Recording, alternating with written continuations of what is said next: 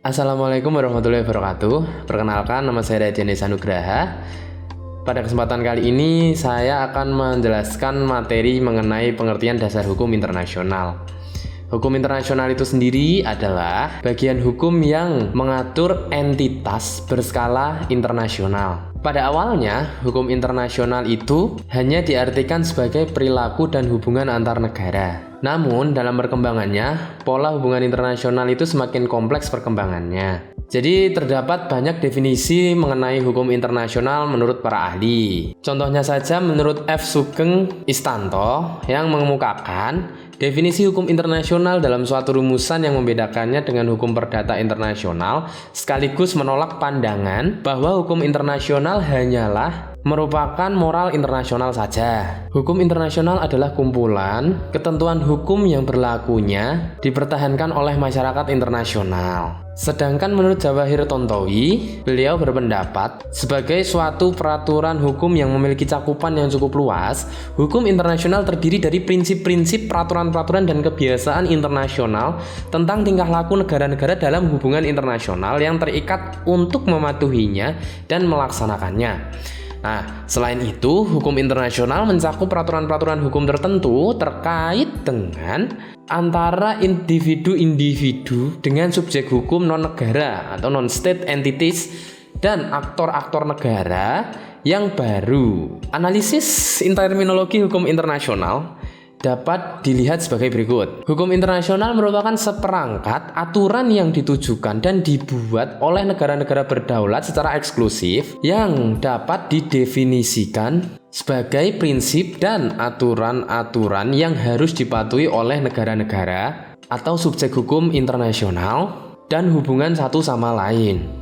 Saat ini, hukum internasional telah mengalami proses humanisasi dan internalisasi, yakni perkembangan makna dan fungsi hukum internasional yang lebih mengedepankan perlindungan manusia baik secara individu maupun kolektif. Nah, di dalam dasar hukum internasional itu terdapat istilah hukum internasional. Istilah-istilah berbeda yang memiliki makna yang mendekati atau relatif sama dengan hukum internasional, yakni hukum antar bangsa, the law of nation, hukum antar negara, hukum dunia, dan hukum transnasional.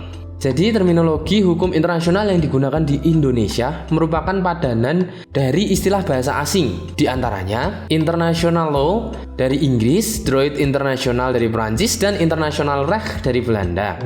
Istilah hukum internasional saat ini telah diterima secara umum untuk menggambarkan pranata hukum yang berlaku dalam hubungan internasional. Sejumlah kepustakaan juga menggunakan istilah-istilah yang berbeda yang memiliki makna yang mendekati atau relatif sama dengan hukum internasional, yakni hukum antar bangsa, hukum antar negara, dan hukum transnasional. The law of nation yang diterjemahkan ke dalam bahasa Indonesia yang berarti hukum bangsa-bangsa memiliki akar konseptual pada istilah yang dikenal di dalam bahasa Romawi sebagai ius genitium, yakni hukum yang mengatur antar bangsa-bangsa di zaman Romawi, termasuk kaidah dan asas hukum yang mengatur antara orang Romawi dan orang bukan Romawi, dan antar sesama bangsa yang bukan Romawi. Dalam perkembangannya, dalam istilah juga dikenal sebagai ius inter gentes yang bermakna hukum antar bangsa yang menandakan awal munculnya hukum internasional publik. Istilah law of nation sering juga dimaknai dengan istilah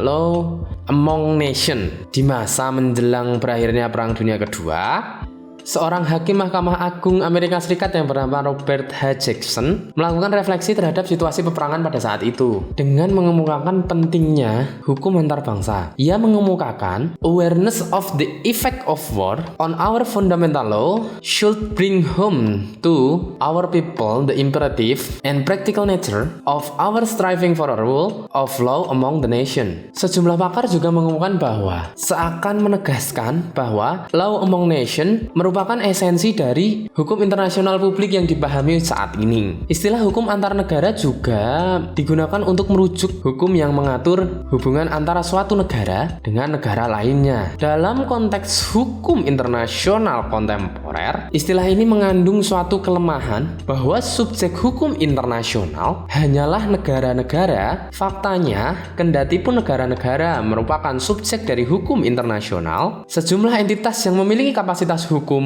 internasional terbatas juga telah diakui sebagai subjek hukum internasional. Perlu dibenarkan bahwa istilah dari interstate juga memiliki dari makna lain, yaitu hukum antar negara bagian di suatu negara federasi, seperti misalnya Amerika Serikat. Nah, next, world of law. Negara-negara berdaulat dianalogikan sebagai negara bagian dan berada di bawah kekuasaan tunggal yang disebut negara dunia. Nah, hukum transnasional mengatur tindakan atau peristiwa yang melampaui batas-batas nasional. Ini melibatkan individu, perusahaan, negara, atau kelompok tidak lain, hanya hubungan resmi antar pemerintah negara. Nah, hukum internasional itu merupakan prinsip dan norma hukum yang melandasi dari hubungan antar subjek-subjek hukum internasional dan mengatur persoalan-persoalan hukum publik yang mengatur dalam lintas batas negara. Dengan demikian, terdapat 3 unsur dari batasan tersebut, yakni yang pertama, terdapat prinsip asas hukum dan norma kaidah hukum. Nah, yang kedua, berfungsi sebagai untuk landasan dari hubungan antara subjek-subjek hukum internasional dan mengatur persoalan-persoalan hukum publik yang bersifat lintas batas negara. Nah, yang ketiga, bersifat publik. Nah, selanjutnya kita akan membahas mengenai bidang kajian hukum internasional itu sendiri. Bidang kajian internasional itu sendiri terbagi 3 menjadi masyarakat internasional dan hukum internasional, yang kedua kedaulatan negara, dan yang ketiga perkembangan hukum internasional sebagai cabang ilmu hukum. Nah, selanjutnya masyarakat internasional dan hukum internasional. Masyarakat internasional bukanlah hanya kumpulan dari suatu negara-negara saja, namun telah bertransformasi atau berkembang menjadi masyarakat yang heterogen. Sejumlah aktor-aktor bukan negara telah secara signifikan terlibat dalam interaksi lintas batas negara dengan negara-negara di dunia dan juga di antara aktor bukan negara. Masyarakat internasional pun telah berubah dari waktu ke waktu. Perubahan peta politik setelah Perang Dunia yang melahirkan negara-negara baru dan mulai ditinggalkannya kolonialisme. Perubahan sebagai dampak kemajuan teknologi dan perubahan struktur organisasi masyarakat internasional berkenaan dengan timbulnya organisasi dari lembaga internasional yang memiliki kedudukan hukum tersendiri yang lepas dari negara-negara. Nah, nextnya kedaulatan negara. Kedaulatan sebagai monopoli yurisdiksi teritorial yang sangat eksklusif, baik dilihat dari dimensi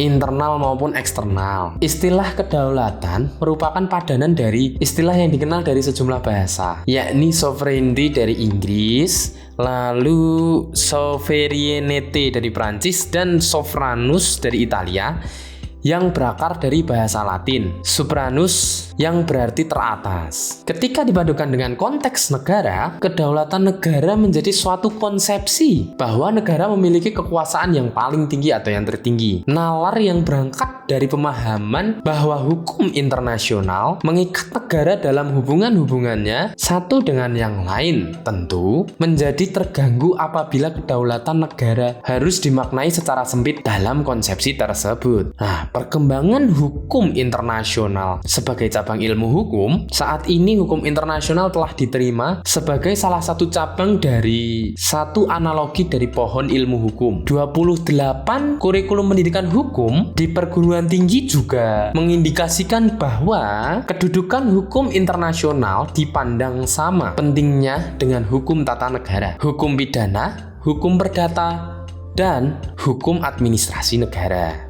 Pengakuan terhadap hak-hak individu secara masif di era global juga mengintrodusir lahirnya dua disiplin ilmu baru. Pertama adalah hukum perdana internasional yang lahir di antara pertengahan abad ke-20 yang terbentuk atas fusi atau kohesi antara asas-asas dan norma-norma hukum internasional dan hukum pidana nasional. Nah, selain itu dapat pula dikemukakan munculnya sejumlah tematik tersendiri yang dapat dikaitkan dengan aspek hukum internasional. Contoh pertama adalah di bidang kepariwisataan global yang menunjukkan kemajuan dalam upaya mentransformasikan instrumen internasional yang bersifat tidak mengikat, seperti misalnya Global Code of Ethics for Tourism untuk menjadi perjanjian yang mengikat secara hukum internasional.